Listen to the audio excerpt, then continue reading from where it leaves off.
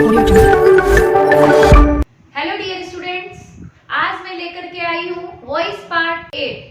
अभी हमने जो रूल्स पढ़े थे वो सारे थे अपने assertive sentence, active to passive voice. अभी हम पढ़ेंगे इंटरोगेटिव सेंटेंसेस को एक्टिव टू पैसिव में कैसे चेंज किया जाता है। तो स्टूडेंट्स, आज के इंटरोगेटिव रूल्स है उनको स्टार्ट करने से पहले मैं आपको बता दूं, मैं आपकी अपनी सुमन मैम आपके अपने YouTube channel English classes bye सुमन मैम पे प्रेजेंट हूं मैं आपको इंग्लिश सिखाने के लिए।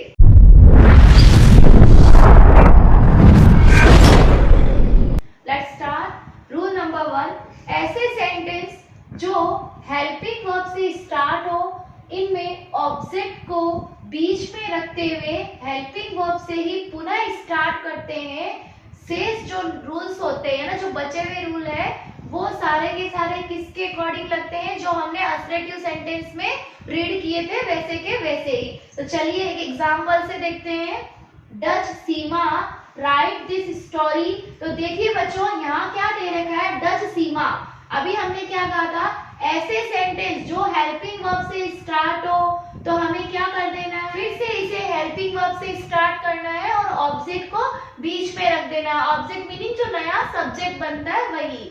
तो डज यहाँ पे किसकी हेल्पिंग वर्ब है, प्रेजेंट सिंपल की, तो चेंज इनटू प्रेजेंट कंटीन्यूअस। तो बच्चों ध्यान देना, अभी हम क्या करेंगे, इसको इजेमार में से लेंगे। हमारा जो ऑब्जेक्ट है वो क्या है, दिस स्टोरी। अभी हमारा बन जाएगा सब्जेक्ट। सब्जेक्ट क्या है हमारा, सिंगुलर सब्जेक्ट है, आर हमको लेना नहीं है, हम क्या लेंगे यहाँ पे, is this story written by Seema.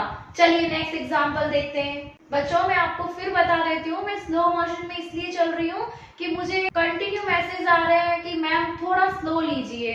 Okay चलिए। Do you speak the truth. तो अभी देखिए ये भी प्रेजेंट सिंपल का है, तो हम क्या कर देंगे, is the truth spoken by you. तो हमें ध्यान क्या रखना है कि जो इंटरोगेटिव सेंटेंस होते हैं वो हेल्पिंग वर्ब से स्टार्ट होते हैं और उनको वापिस से जब हम पैसिव वॉइस बनाते हैं तब भी हमें हेल्पिंग वर्ब से स्टार्ट करना है। Depend your tenses and subject.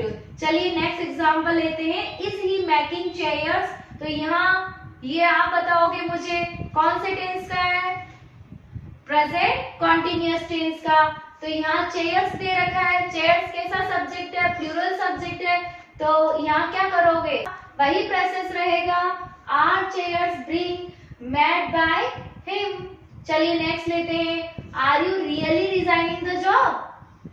क्या होगा, इसका आपके लिए होमवर्क है। चलिए नेक्स्ट रूल देखते हैं। जो सेंटेंस, देखो अभी हमने जो इंटरोगेटिव सेंटेंस का फर्स्ट रूल लिया था वो तो था हेल्पिंग वर्ब से स्टार्ट होना। अभी हम ले रहे हैं कि जो सेंटेंस WH वर्ड से स्टार्ट होता है उसका कैसे पैसिव बनता है।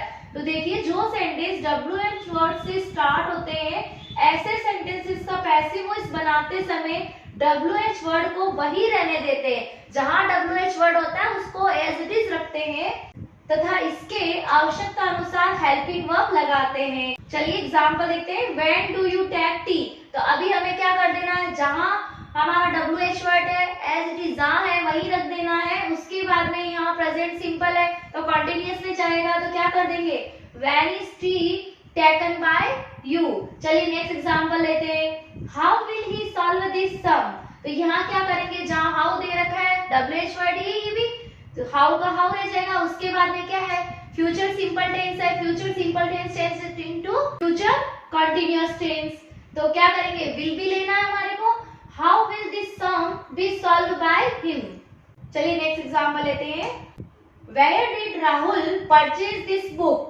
तो अभी क्या कर देना है, जहां WH वर्ड है उसको वहीं रख देना है। उसके बाद में यहाँ डिड दे रखा है, मीनिंग पास्ट सिंपल टेंस। तो past simple tense change into past continuous. तो क्या कर देंगे, where was this book purchase by Rahul. Next देखते हैं। Why was he making a noise. तो ये बच्चों आपका होमवर्क है। चलिए आते हैं अपने नेक्स्ट रूल पर। यदि एक्टिव वॉइस में सेंटेंस हु से स्टार्ट हो तो पैसिव वॉइस बाय हुम से स्टार्ट होगा, और यदि एक्टिव वॉइस हुम से स्टार्ट हो तो पैसिव वॉइस हु से स्टार्ट होगा। थर्ड रूल हमें क्या बता रहा है कि यदि एक्टिव वॉइस में हु से स्टार्ट हो तो उसका जो पैसिव बनाएंगे तो बाय हुम कर देना है, और अगर हुम से स्टार्ट हो तो वहां पे हु कर देना है। तो देखिए बच्चों, ये जो सेंटेंस है ये 10th जो बोर्ड क्लास है उसमें मोस्ट ऑफ यही क्वेश्चंस आते हैं पैसिव वॉइस से रिलेटेड। तो देखिए, हु किल्ड दिस बर्ड, तो सबसे पहले तो हमें यही ध्यान रखना है कि यहाँ पे हु था, हमारा रूल क्या कह रहा है कि जो हु है उसको चेंज किस में कर देना है, बाय whom में। तो बाय whom, उसके बाद किल्ड सेकंड फॉर्म आई है, पास्ट सिंपल टेंस है, तो चेंज इनटू पास्ट कंटिन्यूअस। तो by whom was this bird killed। चलिए नेक्स्ट एग्जांपल लेते हैं, हु इज टेलिंग स्टोरीज, तो यहाँ हम क्या कर देंगे, प्रेजेंट कंटिन्यूअस टेंस का है, हु दे रखा है, हु को किस में चेंज करना है, बाय whom। यहाँ स्टोरीज दे रखा है, जो स्टोरीज हमारा न्यू सब्जेक्ट है तो वह भी हमें उसके अकॉर्डिंग लेनी है, तो by whom are stories being told. चलिए नेक्स्ट एग्जांपल देखते हैं, whom do you teach English, तो यहाँ क्या करेंगे, अभी हमारा जो रूल क्या बताना था, रूल नंबर 3 कि whom से स्टार्ट है तो वहां पे who कर देना है, उसके बाद प्रेजेंट सिंपल है, चेंज इनटू प्रेजेंट कंटिन्यूअस, तो who is English taught by you। तो आप बता सकते हो आपको इंग्लिश कौन रीड करवाता है। चलिए नेक्स्ट एग्जांपल देखते हैं, whom will she send a message, तो यहाँ क्या कर देंगे, whom दे रखा है उसको हम who में चेंज कर देंगे, who will a message be sent by her। चलिए नेक्स्ट देखते हैं, who speaks English, ये सेंटेंस आपके लिए होमवर्क है।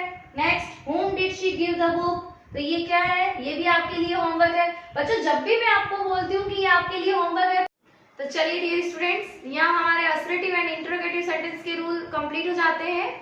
मिलते हैं कल इंपेरेटिव सेंटेंस के साथ में, तब तक के लिए गुड नाइट।